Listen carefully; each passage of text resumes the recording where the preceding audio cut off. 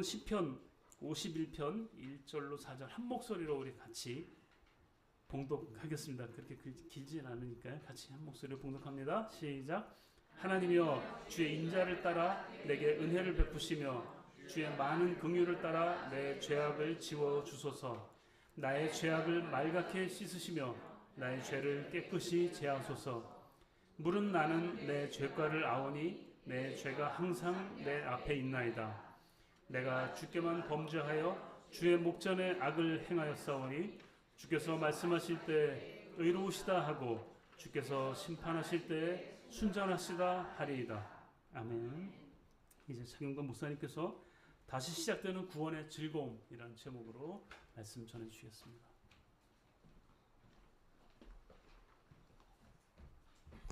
네, 할렐루야. 네, 다시 섰습니다. 제가 2주일 만에. 네, 여러분들 좀 주 안에서 또 우리가 기대가 되고, 그렇죠? 하나님께서 베푸실 일들 소망이 되고, 또 설레임도 또 느껴지고, 여러 가지 참 은혜들이 많은 한 주간이었습니다. 많이 또 복잡한 일도 많았지만 그래도 하나님께서 우리와 함께 하신다는 분명한 사실은 확실하구나 라는 것을 매 일정을 통해서 경험하고 있습니다. 오늘 특별히 이 장마가 시작되는 이 시간인데도 이렇게 또 많이 오셔서 함께 해주셔서 너무 감사하고요. 더 많은 이야기를 하고 싶지만 말씀을 시작하도록 하겠습니다. 어느 날 퇴근한 남편이 집에 돌아왔습니다. 근데 집안 분위기가 좀 싸합니다. 아내가 말도 없이 눈길조차 주지도 않습니다. 설거지하는 소리만 유난히 달그닥 거리면서 크게 들립니다. 이때 남편의 머릿속은 복잡해지기 시작합니다. 내가 뭘 잘못했지? 결혼 기념일은 지난 것 같고, 어제 술 먹고 늦게 들어온 것 때문에 그런가? 아니면 처가댁 생신을 있었었나? 밤새도록 온갖 과거의 잘못을 다 들춰내면서 스스로 안절부절하지 못합니다. 다음날 아침 눈치를 보며 아내에게 슬쩍 물어봅니다. 여보, 내가 혹시 뭐 잘못한 거 있어? 그랬더니 아내가 퉁명스럽게 대답합니다. 아니, 나 어금니가 너무 아파서 말을 못하겠어. 여러분, 아내는 남편을 원망한 적이 없습니다. 단지 이가 아팠을 뿐입니다. 그런데 왜 남편은 혼자 그토록 오만 생각을 하면서 괴로워했을까요? 마음속에 캥기는 무언가, 즉 죄책감이 스스로를 벌주고 있었던 것입니다. 이처럼 아무도 고발하지 않았는데 내 안의 양심이 나를 고발하고 추격하는 이 죄책감의 속성을 기가 막히게 보여주는 일화가 하나가 더 있습니다. 여러분, 셜록 홈즈라는 유명한 소설 아시죠? 이 영국의 유명한 소설가 아서 코난 도일이 하루는 장난기가 발동을 했습니다. 그는 런던에 내노라 하는 고위 정치인과 자산가 12명을 선정해서 아무런 부연 설명 없이 똑같은 내용의 전보 한 통을 보냈습니다. 전보의 내용은 딱 5마디였습니다. 모든 일이 다 들통났다. 즉시 도망쳐라. 어떤 일이 일어났을까요? 놀랍게도 24시간이 지나지 않아서 그 12명의 명사들이 모든 짐을 싸서 외국으로 도망가거나 자취를 감췄다고 합니다. 코난 도일은 그들의 비밀을 전혀 몰랐었습니다. 그냥 장난으로 전보를 쳐본 것이었죠. 그런데 그들은 도망을 쳤습니다. 왜 도망을 쳤을까요? 바로 그들 마음속에 있는 죄책감 때문에 그랬습니다. 남들은 모르지만 자기 자신은 알고 있는 허물, 그것이 들통났다는 그 말 한마디에 평생 쌓아올린 그 모든 명예를 다 버리고 도망을 쳤던 것이죠. 오늘 성도 여러분의 마음은 안녕하십니까? 만약 오늘 여러분에게 이런 전보가 날아왔다. 다 들통나서 도망가! 이런 전보가 왔다. 여러분은 과연 그 자리에서 떳떳하게 서 계실 수 있는지, 아니면 도망을 치실 건지. 오래전에 이런 영화 제목이 생각나는군요. 나는 네가 지난 여름에 한 일을 기억하고 있다. 알고 있다. 성도 여러분, 우리는 인생을 살아가며 수많은 이 부정적인 감정들을 마주합니다. 낙심, 또 상처, 또 분노, 두려움, 외로움. 근데 이런 감정들을 가만히 들여다 보면 한 가지 공통점이 있습니다. 대부분 외부 환경이나 타인 혹은 내가 어쩔 수 없는 상황 속에서 우리들에게 찾아온 것들이라는 점이죠. 그러나 오늘 우리가 함께 다루고자 하는 이 죄책감은 전혀 다른 성격을 가지고 있습니다. 죄책감은 밖에서 찾아오는 것이 아니라 내 안에서 스스로 만들어낸 것이라는 것이죠. 내가 내린 잘못된 선택, 내가 뱉은 날카로운 말, 또 내가 저지른 행동, 혹은 마땅히 해야 하지만 하지 못하고 수수방관했다. 그 과거의 파편들이 마치 부메랑처럼 돌아와서 지금 나를 붙잡고 흔들고 있는 것입니다. 그렇게 죄책감은 그 어떤 무거운 짐보다도 더 깊고 오랫동안 우리를 올가맵니다. 누구를 원망할 수도 없고 또 상황을 탓할 수도 없습니다. 결국 화살이 자기 자신을 향하고 있기 때문입니다. 오늘 이 자리에도 그런 무거운 마음으로 앉아 계신 분들이 있을지 모르겠습니다. 머리로는 하나님이 용서하셨다는 것을 알면서도 가슴으로는 여전히 자신을 용서하지 못해 괴로워합니다. 기도하려고 무릎을 꿇으면 은혜보다 과거의 자신의 잘못이 떠올라서 발목을 잡힙니다. 오늘 우리는 본문 속에서 우리와 똑같은 이 괴로움에 서 있었던 한 사람, 다윗을 만나게 됩니다. 그는 죄책감의 밑바닥에서 어떻게 다시 일어설 수 있었을까요? 그 첫 번째 비밀은 바로 이것입니다. 첫째, 죄책감에서 벗어나는 시작은 죄를 정직하게 직면하는 것입니다. 오늘 우리가 함께 읽었던 말씀인데요. 같이 한번 3, 4절 같이 한번 읽어볼까요? 시작. 무릇 나는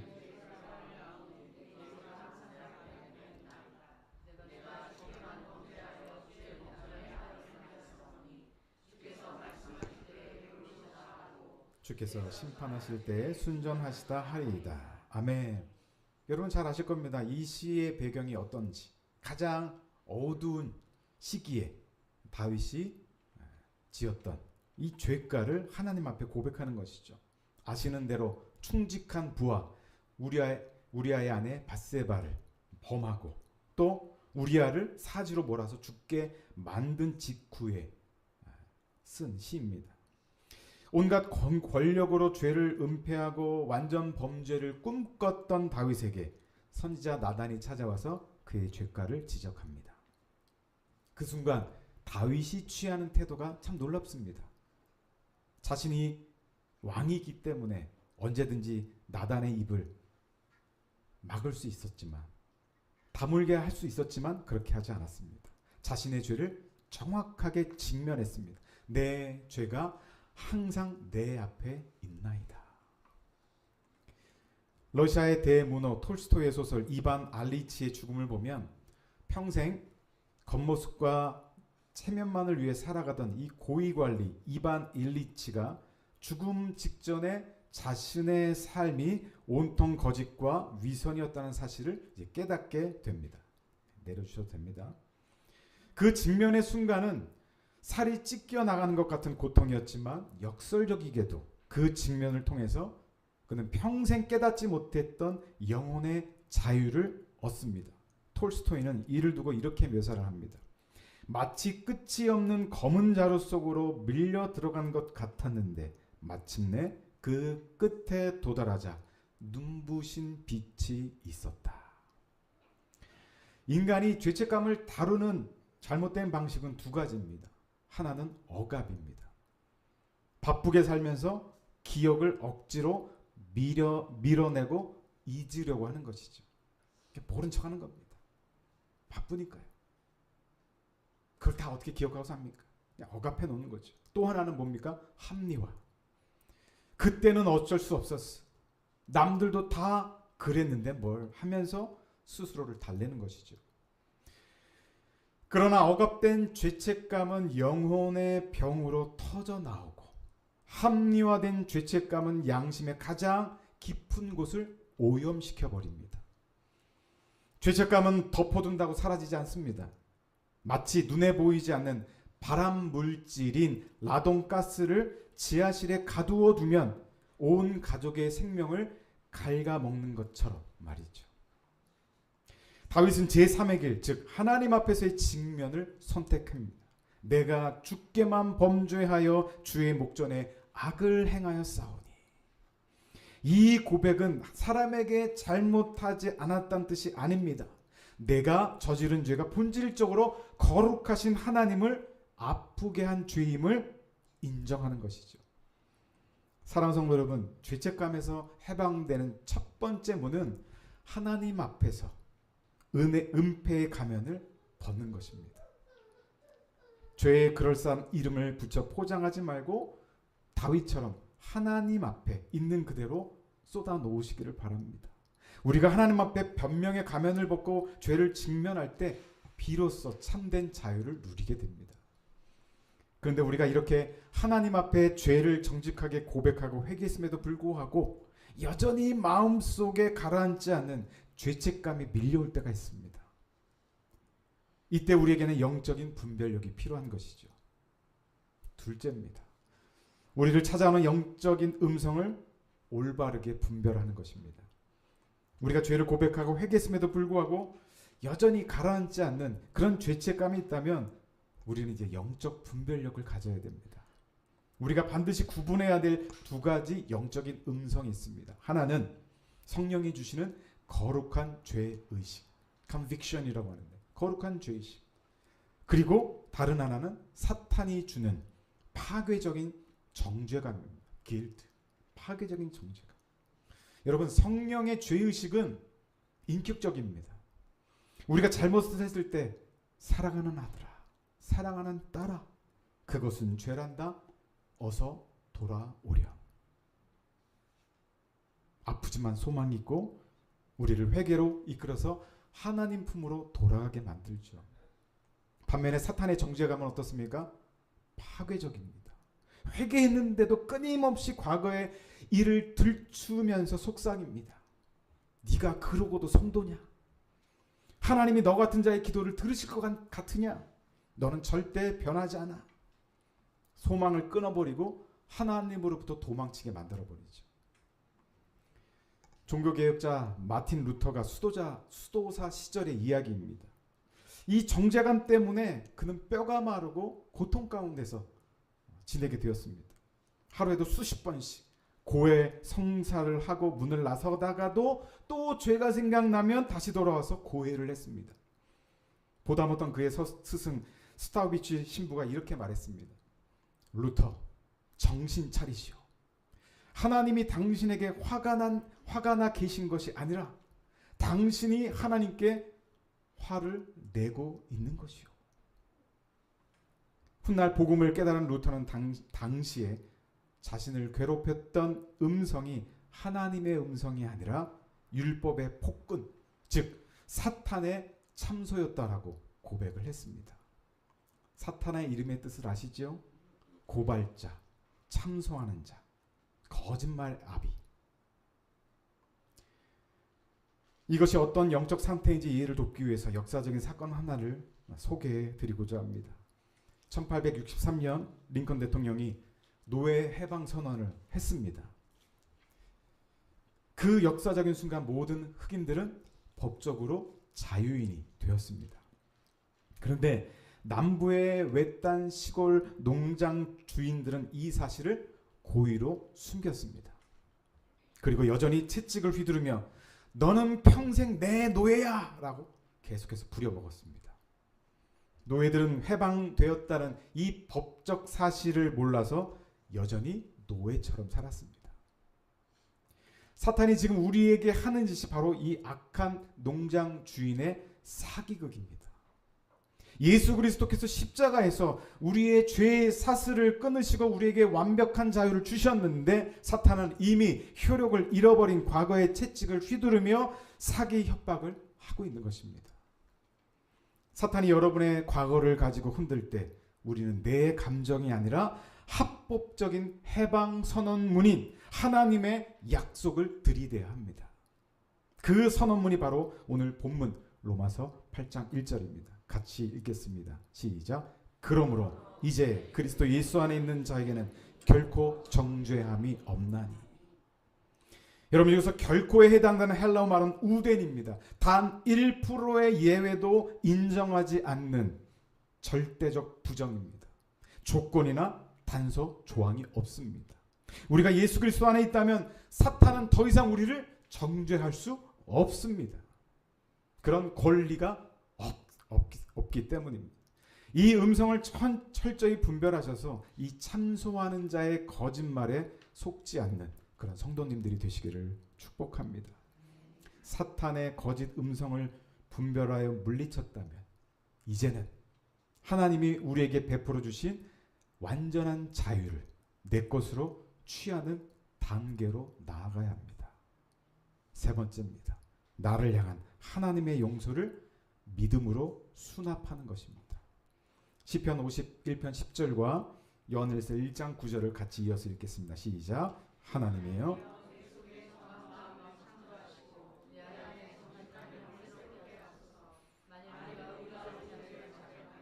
그는 미쁘시고 의로우사 우리 죄를 사하시며 우리 모든 불의를 깨끗하게 하실 것이요.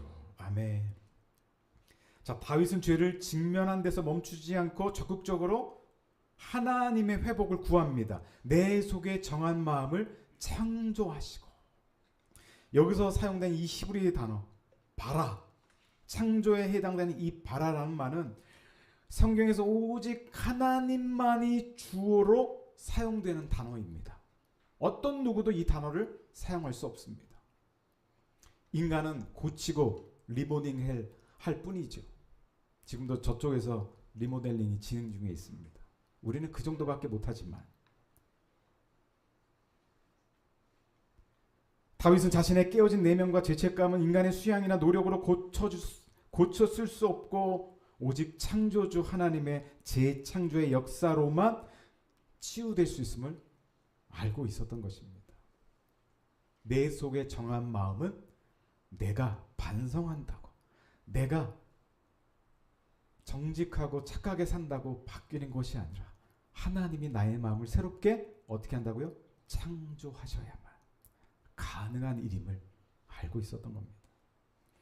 요한일서 1장 9절은 그 재창조가 어떻게 일어나는지를 보여주고 있습니다. 우리가 자백할 때 하나님은 죄를 사하실 뿐만 아니라 우리를 어디에서요? 모든 불의에서 깨끗하게 하십니다. 단순히 장부에서 기록을 지우는 것을 넘어서 죄로 인해서 오염된 우리의 기억과 마음 그리고 죄책감의 찌꺼기까지 맑게 씻어주시겠다고 약속하신 것입니다. 이처럼 하나님은 완벽한 용서의 은혜를 준비해 두셨습니다. 그런데 놀랍게도 많은 성도님들이 이 축복의 문턱에서 멈춰섭니다. 목사님, 하나님이 용서하신 것은 머리로는 알았는데요. 제 가슴이 용납을 못합니다. 저는 제 자신을 도저히 용서할 수가 없어요. 여러분, 이것이 얼마나 영적으로 모순된 행동인지 아십니까? 역사 속에 이와 똑같은 선택을 했던 한 사람의 이야기가 있습니다. 1830년대 미국에 조지 윌슨이라는 사형수가 있었습니다. 우편 마차를 털다가 사람을 죽여서 사형 선고를 받은 그런 사람입니다. 그런데 당시 대통령이었던 앤드루 잭슨이 그에게 조건 없는 특별 사면장을 부여했습니다. 살 길을 열어준 것이죠. 그러나 조지 윌슨은 나는 대통령의 용서를 받아들이지 않겠습니다 라고 사면을 거부했습니다. 이 전대미문의 사건은 미 연방 대법원까지 올라갔고 존 마샬 대법원장은 역사에 남을 판결문을 남깁니다. 사면이란 그것을 받는 사람이 수납할 때만 가치가 있는 것이다. 죄수가 거부한다면 사면령은 단지 한 장의 종이 조각에 불과하다. 그러므로 그는 사형되어야 한다. 결국 그는 용서의 문서를 손에 쥐고도 사형을 당했습니다. 사랑하는 성도 여러분, 하나님은 독생자 예수 그리스도의 피로 우리에게 우주에서 가장 완벽한 사면령을 내려주셨습니다. 온 우주의 재판장이신 하나님이 내가 너를 용서했다, 네 죄를 기억하지 않는다 선언하셨는데, 피고인은 우리가 뭐라고 재판관 자리에 앉아서 아닙니다, 저는 저를 용서하지 못합니다 라면서 하나님의 판결을 거부할 수 있겠습니까? 이것은 겸손이나 양심적인 것이 아니라 하나님의 말씀보다 내 감정을 믿는 영적 오만함인 것입니다. 하나님의 용서를 받아들이는 것은 감정이 아니라 믿음의 선택입니다. 내 마음에 여전히 죄책감에 쌉싸름한 찌꺼기가 남았을지라도 하나님께서 용서하셨으니 나도 용서받았습니다라고 선언하면서 주님의 이 완벽한 사면령을 믿음으로 수납하는 것, 그런 은혜가 여러분 가운데 있기를 축복합니다. 이처럼 내 감정이 아니라 약속의 말씀을 붙잡고 하나님의 용서를 받아들일 때 우리의 닫힌 감옥문이 열리게 되는 것입니다. 본문 속 다윗은 바로 이 직면과 분별 그리고 수납의 기도를 통과한 끝에 마침내 이렇게 노래할 수 있었습니다. 시편 51편 12절입니다. 시작. 주의 구원의 즐거움을 내게 회복시켜 주시고 장원하는 심령을 주사 나를 붙드소서. 여러분 보십시오. 죄책감이 지나간 자리에 무엇이 남았습니까? 원망이나 침체가 아니라 다시 일어설 수 있는 무슨 즐거움이요? 구원의 즐거움. 이 구원의 즐거움이 회복이 된 것입니다. 쇠사슬에 묶여있던 영혼이 풀려나 하나님 앞에서 춤을 추는 참된 해방이 일어난 것입니다. 저는 우리가 하나님 앞에 나와서 찬양하고 예배할 때도 마찬가지입니다. 많은 분들이 거의 세상이 다 무너진 듯한 모습으로 오시죠. 소위 그것을 죽을 상이라고 얘기를 합니다. 찬송을 해도 반응이 없어요. 왜요? 너무 내 자신이 힘들고 무겁고 죄책감 가운데 있기 때문에 즐겁게 반응을 못해요. 하나님이 주신 구원은 분명히 있는 것 같은데 하나님 앞에 반응은 여전히 뭔가 꺼리낌이 있고 뭔가 주저함이 있고 뭔가 자유함이 사라진 듯한 모습. 하나님께서 예수 그리스도로 우리를 구원해 주셨습니다. 우리의 죄를 모두 사해 주셨어요. 물론 우리가 살다가 양심에 꺼리낀 일들, 그런 말들, 행동들을 했기 때문에 내가 이런 모습 과연 하나님께 나갈 수 있겠느냐라고 하는 그런 하나님 앞에서의 자기 자신을 추스르려고 하는 그런 모습이 보이는 것일 수 있겠지만, 그러나 우리는 예수 그리스도를 통해서 죄사함을 받았기에 우리는 얼마든지 자유할 수 있습니다. 그래서 우리 예배 시작할 때도 회개 시간을 갖지 않습니까? 온몸을 씻은 사람은 발만 씻으면 된다. 주님께서 말씀하셨어요. 하나님 앞에 그렇게 자유함으로 나가시면 됩니다. 우리가 누려야 될 건 이 예배 가운데 구원의 즐거움입니다. 구원의 즐거움이에요. 그 즐거움을 어떻게 표현할 수 있을까요? 평생 그 즐거움을 누려본 적이 없기 때문에 그 즐거움이 뭔지 몰라서 어떻게 표현할지 모르신 분도 계시겠습니다만, 과거에 내가 그렇게 살았다면 지금은 다르게 살아야 되잖아요. 하나님 감사합니다. 덩실덩실 춤이라도 추면서 하나님 앞에 나가야 되는 겁니다. 하나님 앞에 열렬히, 그렇죠? 주님을 환영하며 하나님을 찬양하며 나가야 되는 겁니다. 왜요? 구원의 즐거움을 회복시켜 주시니까요. 내가 세상에서는 별 볼 일 없고 내가 세상에서는 정말 죽을 상을 하며 살아가는 그런 자의 모습일지라도 이미 예수 그리스도를 통해서 나를 구원하신 하나님의 은총이 있기에 난 언제든지 그 예수 그리스도의 보혈을 힘입어서 주 앞에 나아갈 수 있는 은혜의 사람이 되었다는 겁니다. 이게 바로 믿음의 수납인 거예요. 그래서 올 때마다 여러분 그 부분을 믿음으로 선포하시고 믿음으로 받아들이시길 바랍니다. 제가 그래서 오늘 특별히 여러분에게 친절하게 또 실천사항 3가지를 또 준비해서 왔습니다. 너무 친절하지 않습니까?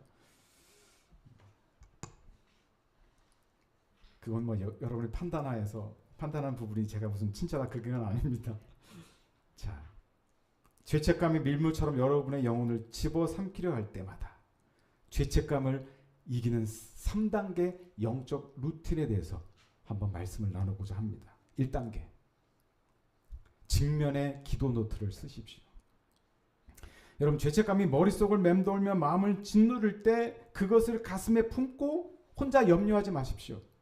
하나님 앞에 정직하게 글로 적어보시는 겁니다. 뭐 글로 적어도 괜찮고 생각으로 되뇌어도 괜찮고 뭐 이렇게 했으면 좋겠어요. 하나님, 이건 샘플입니다. 하나님, 제가 과거에 저지른 그 허물 때문에 혹은 오늘 누군가에게 상처 준 이 말실수 때문에 지금 마음이 너무 괴롭습니다. 제 힘으로는 지울 수가 없습니다. 그렇죠. 사실 그렇습니다. 근데 여러분, 아무리 지독한 발암 물질인 이 라돈가스가 지하실에 있다라고 한다면 여러분 제일 먼저 뭘 하시겠습니까? 문을 열고 환기를 시켜서 가스를 배출시키겠죠. 그래야 집안에 라돈가스가 남지 않기 때문에요. 그러니까 이 죄책감 역시 애매하게 덮어두지 않고 이름을 붙여서 하나님 앞에 글로 쏟아내는 겁니다. 그 순간 죄책감은 이 영혼을 파괴하는 독가스가 아니라 하나님 손에 처리되어야 할 기도 제목이 되는 겁니다. 이번 주간 마음이 무거울 때마다 주님 앞에 꺼내놓는 직면의 노트를 여러분들 적어보시기를 바랍니다. 내가 어디에서 자꾸 힘들어하는지, 왜 이것 때문에 내가 속상해하는지 기도 제목으로 올려드리고 문을 활짝 열어서 환기를 확 시키십시오. 그러면 여러분들은 자유함을 얻습니다. 2단계, 사탄이 참소할 때 말씀을 소리내어 선포하시길 바랍니다. 여러분, 우리는 이미 회개했음에도 사탄은 끊임없이 찾아와서 우리를 계속해서 참소합니다. 네가 그러고도 성도냐? 이 말에 굉장히 많이 다 찔리시죠. 네가 그러고도 권사냐? 네가 그러고도 목사냐? 하나님이 너 같은 자의 기도를 들으실 것 같으시냐? 정죄감을 불어넣을 때 여러분 침묵하고 당하고 있지 마시기 바랍니다. 생각으로 싸우면 지지만 그 참소가 없는 말을 지어내는 것도 아니지만 그러나 입술에 선포로 싸우면 이깁니다. 사탄을 향해 합법적인 이 해방 선언문인 하나님의 말씀을 큰 소리로 읽어주십시오. 사탄아 물러가라. 로마서 8장 1절에 그리스도 예수 안에 있는 자에게는 결코 정죄함이 없다고 하셨다. 나는 십자가의 보혈로 이미 자유해졌다. 여러분, 이미 사탄의 세력은요 이미 효력을 잃었어요. 효력을 잃었는데도, 해방이 됐는데도 그것을 숨기고 못 듣게 하고 계속 노예 채찍으로 우리를 얽어매는 것뿐입니다. 거기에 속지 마시기 바랍니다. 바로 이 부분, 하나님의 말씀을 약속 삼아서 단호하게 거절하는 이 영적 전투에서 승리하시기를 바랍니다.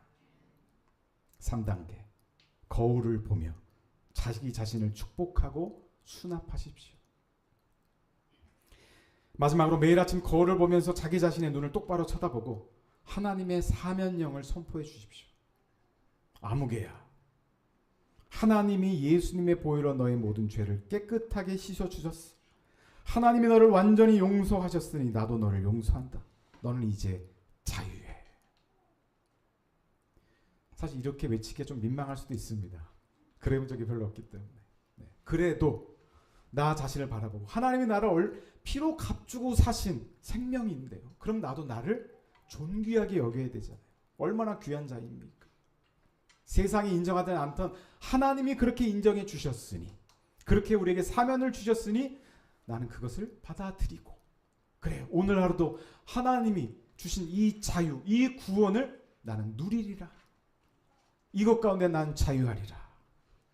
그리고 나 자신을 향해서 축복해 주십시오.